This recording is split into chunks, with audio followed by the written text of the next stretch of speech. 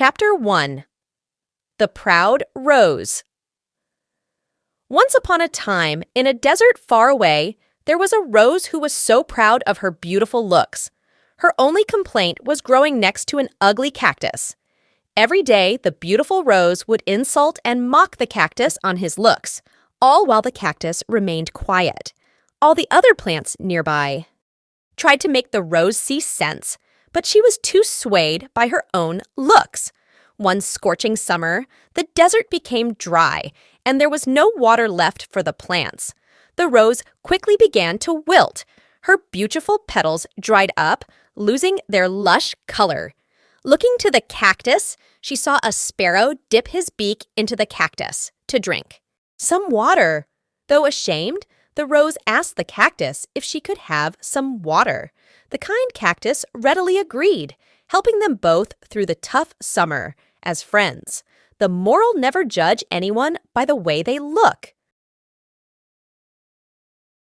Chapter 2. One day, a timid and stuttering young man of rural origin gets a job as a sales assistant in a small shop. In those days, prices for goods that were displayed on the counter in stores were not yet indicated. The seller himself, by eye, determined the financial capabilities of the buyer and announced his price. Then the buyer either haggled or left. But the young man Frank did not know how and was very afraid to call buyers, praise his goods, and bargain. He was so afraid of customers that he once even fainted while working. As a punishment, the shop owner warns him and leaves him to trade alone for the whole day. Having promised, if the proceeds are less than usual, he will fire him from work. What the young man does: he attaches to all goods a piece of paper, a prototype of the modern price tag, with the lowest possible price.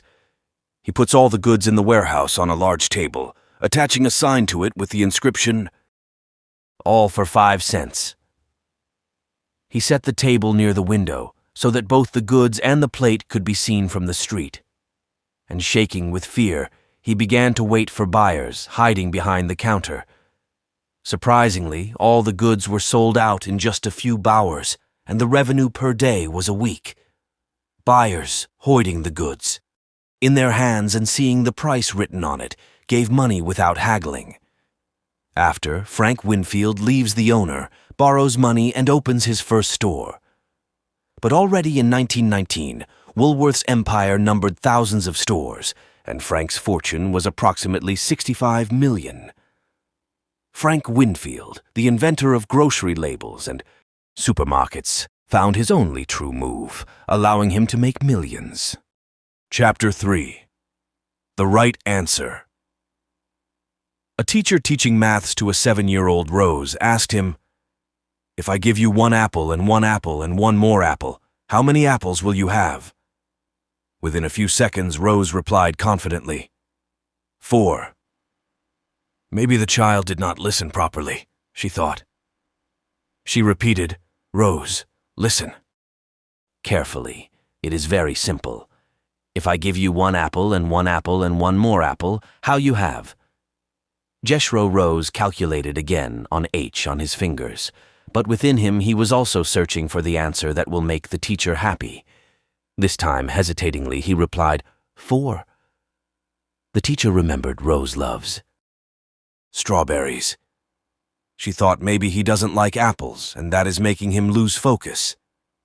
This time, with exaggerated excitement and twinkling eyes, she asked, "If I give you 1 strawberry and 1 strawberry and 1 more strawberry, then how many will Rose have?" Young Rose calculated his fingers again, with a hesitating smile. Young Rose inquired, 3? The teacher now had a victorious smile, but one last thing remained. Once again, she asked him, "Now if I give you 1 apple and 1 apple and 1 more apple, how many will you have?" Promptly, Rose answered, 4.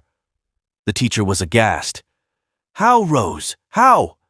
she demanded, a little stern and irritated voice. In a voice that was law and hesitating, young Rose replied, "Because I already have an apple in my bag." Moral of the story. When Ogisi gives us an answer that is different from what we are expecting, not necessarily they are wrong. There may be an angle that we have not understood at all. Chapter 4. A City and Village Rat. Once there were two rats who were good friends. One of them lived in a city, and the other lived in a village. Both of them exchanged news of their well-being through other. The city rat and the village rats who traveled between the two places. Once the city rat wished to meet his village friend. He sent the message through some rats of the village. The village friend was very excited about his friend's visit. He made preparations to welcome him. To receive his friend, he went to the border of the village wearing a traditional dress like dhoti, kurta and cap with a garland in his hand. However, his city friend was wearing a suit, boots, and a necktie. They hugged each other and exchanged greeting. The village rat welcomed him and said, "We have fresh and unpolluted air here. The atmosphere in the city is impure." They gossiped a lot and exchanged their views on different topics. Then they sat down to eat. The village rat served him fruits and boiled wheat grains. After having food, they went for a stroll outside the village. The fields looked green, and the natural beauty of the jungle had its own attraction.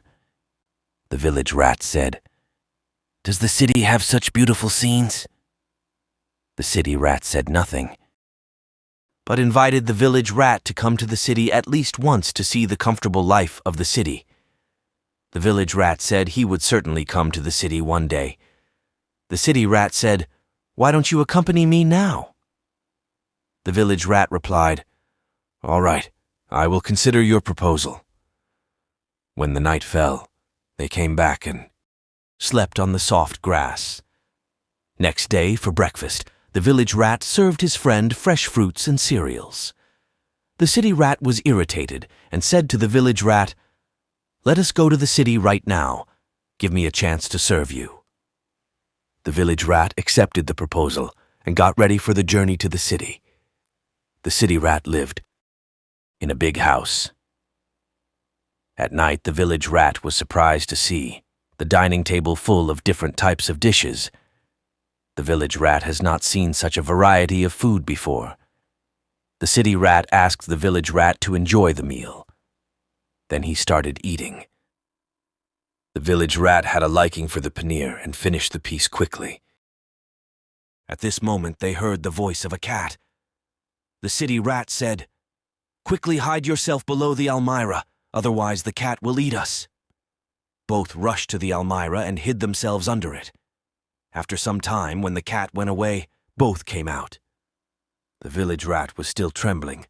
The city rat again started eating the dishes and advised his friend too. "Do not be afraid. It is a part of the city life." The village rat gathered courage and went to the dining table again. This time he quickly finished the cake of his choice.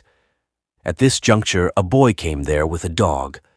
The village rat, being afraid of the dog, asked his friend, "Who is this, The city rat said, "He is Jimmy, the son of the master of this house, and the dog is his pet.